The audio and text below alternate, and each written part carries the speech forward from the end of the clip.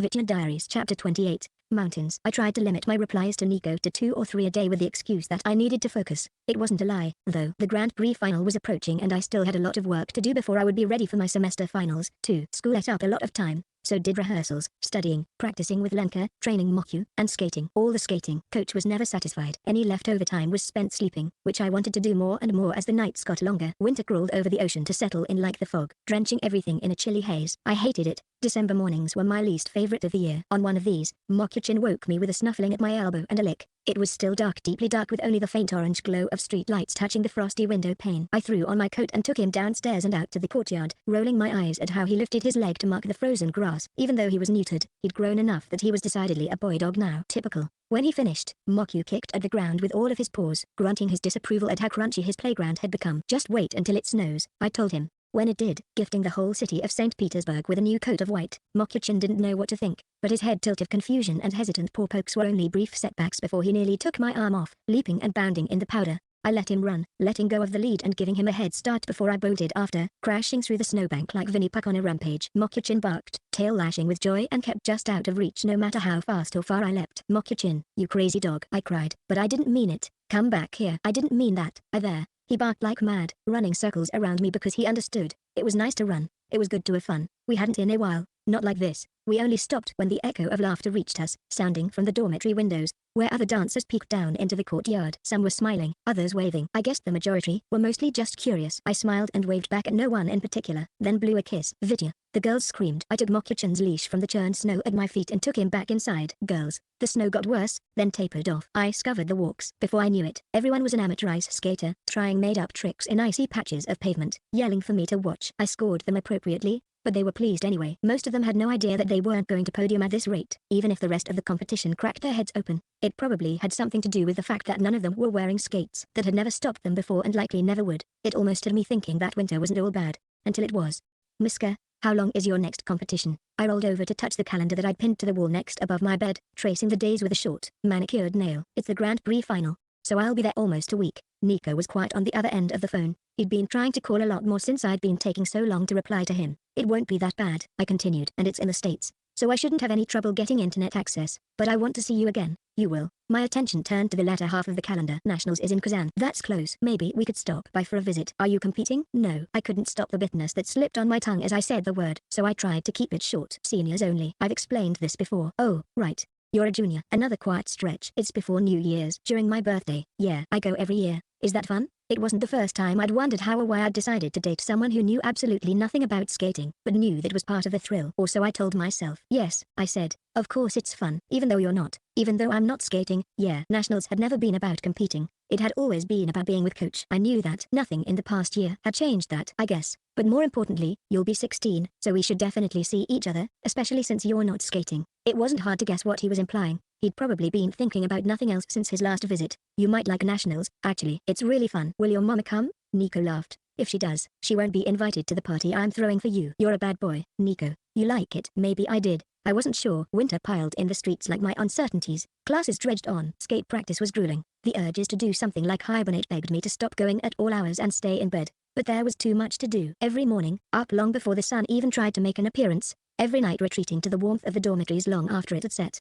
It didn't seem right that the final would be during the worst time of the year. Cold, lonely nights laced with pressure and painful memories? No thanks. But Russians weren't supposed to complain about the winter. We were stronger than that. The morning we left for Colorado, Coach didn't make any effort to hold back any of his roasting, or anyone else's. I was the last one to be picked up, and even though I was ready on time with my coat on, all of my things packed, Mokyu-chin safely in Felix's hands, there was no end to the sleepy bedhead comments. Come on, Victor, Sasha laughed from the front seat. We know you're a junior, but that doesn't mean you're a baby, does it? Yorgi smothered a little laugh in the back seat, though he looked like he was doing his best not to be noticed. I tossed them a glare, then turned it on Coach, hearing him chuckle. Hey, Coach. It was my best warning tone, but came out like a mumble behind my scarf. He ruffled my hair even though he knew I hated anyone touching it. Grumpy mornings or not, I'll finish getting this packed. Vitya, go ahead and get in the car. Don't want your cookie? I'd made sure to stop by the bakery the day before to have it ready, one of those chocolate chip oatmeal ones that he liked so much. It's nice and melty from being in my inner coat pocket. Coach hesitated, beady eyes darting from me to the car, then back again before shaking his head and putting a hand on mine, where I fished for the baked good in question. No, Vitya, not right now. Hold on to it for me for now. I kept the cookie where it was but looked back at the windshield, catching the two other boys just before they turned back in their seats. Sure, Coach. Good. Go on. In the car, I climbed in opposite of Yorgi, who looked like he wanted to say something, but thankfully didn't. I kept my eyes on the window and the dark world outside. It wasn't always that Coach drove everyone. Usually he just took me. There were other skaters to care for. Why this? Sasha kept the car filled with idle chatter the whole drive to the airport, teasing Coach and Yorgi while I tried to doze. If I was the embarrassing baby, then I didn't want anything to do with them. They ignored me and I ignored them, which was more than fine. I'd done the airport song and dance so many times, I probably could have done it in my sleep by now. I half was anyway. Security was a breeze. It wasn't until we were in the air that Coach brought it up again, nudging me out of a doze against the window. Vitya, he coaxed. I rolled my eyes, but didn't look at him. What? I will take that cookie now. The sleepy feelings vanished and my brain stuttered in a confusion swirl. That wasn't what he was supposed to ask for. I cleared my throat. You can't have it, Coach. Oh? He was keeping his voice down, but his tone was gentle as usual. And why is that? Because. I took a breath. I already ate it. From the corner of my eye I could see his heavy brows lifting in surprise, but more than that, he was speechless as he sat up and back in the seat. For several long seconds, he said nothing, and then, all of it? I nodded. Yep. Will you tell me why? The clouds swept over the wing of the plane without hesitation, not at all intimidated by the speed and mettle of man-made invention. They were on their own path. They would not be deterred. Spite. I answered simply. Coach stared at me, but withdrew with a quiet, oh, and left me alone after that. Out of surprise, I guessed. I still had the cookie, but the spite was real. The flight took forever, even without the connection in Chicago. Every step made it take extra long, especially with Yorgi and Sasha in tow. With Sasha trying to get on my nerves and Yorgi trying to soften the blow, but also get me involved, when I just wanted to be by myself. Coach didn't have the option when we were seated next to each other for all 20-some hours of the flight, though he couldn't help himself when we finally reached the Rocky Mountains, either, nudging me again. Look, Vitya, do you remember these? I was already staring at them, white-capped and more impressive than the rest of the flat United States, and cracked a small smile. The Olympics, I said. Even though Colorado wasn't Utah, it still felt like a memory. Colorado Springs was even higher up than Salt Lake City, but my lungs didn't know the difference. It was also so dry. The snow was the same, too, fluffy powder that tumbled uselessly away instead of clinging like the snow back home did. Something about the way it was made, I think, turning them into little cotton fluffs instead of crystals of ice. We wore real winter coats on top of our team jerseys, so it wasn't the same as when we'd come to the States for the Olympics. I still wanted to pretend, though, to capture that same energy and spirit. In a couple of years, I'd have my chance at being a competitor in the games, myself, Viktor Nikiforov, Olympian, gold medalist for Russia at the Olympics. The thoughts buoyed me through the walks between venues, which felt so much longer with the air so thin. Even Sasha was quiet as we shuffled into the hotel with our luggage rolling behind us on the salt-strewn concrete. For all their beauty, the mountains were definitely lacking in hospitable climate to people who needed to breathe. It'd only be a few days, though, and with any luck, we'd sweep through with wins across the board for our country and go home champions once more, just in time to prepare for nationals. Sasha and Yorgi each had their own room. I was with Coach Vitya, he said once we'd all turned in to unpack and settle. Are you upset with me? Dropping my things at the foot of the bed closer to the window. I could only offer a half-hearted shrug. No, I lied, my hand, slipping casually into my left pocket, instinctively wrapped around the cookie still pristinely tucked away. Coach looked me over and sighed, turning back to his things. He could have pressed, but didn't. I wasn't sure if I was disappointed or not. We went to the venue right after we checked in at the hotel, and even though it was a totally different city in a totally different part of the world, the energy was exactly the same as I remembered from last year's Grand Prix Final. It wasn't like the other competitions. This was the culmination of the circuit, the halfway point in the season. I won my first gold at a final just like this. The wishing star had seen me through. With all the improvement I'd made in the past several months, there was no way that I wouldn't come home with another consecutive win. More importantly, it was finally time to compete against the seniors on an even playing field. Even though we'd be on separate podiums, our points would be stacked against each other. I'd show Sasha and Yorgi that I was the better skater, the best in Russia, in the world. Me, then next season, I'll beat them for real. Why? Isn't Sasha retiring? Me, no way. He's still young. He's got a lot of years left. Why? That's not what my mom said. Me, I love your mama but she doesn't know everything about skating. Nico.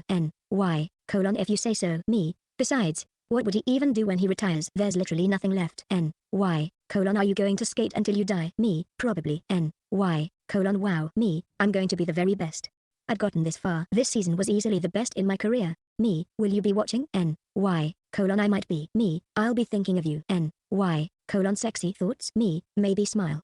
Why? In that case, count on it. After we were registered and stood through the usual opening ceremonies, we all went back to the hotel. There were several long days ahead of us, and Coach wanted us to rest. Coach didn't even bother with the soap opera megaverse that night. Just sleep, Vitya, he said. I had homework to do and I was already so tired, so I didn't complain, especially with the jet lag. Colorado was a 9-hour time difference from St. Petersburg, which had my head drooping over my books and phone. He was right. I needed to rest if I was going to prove myself.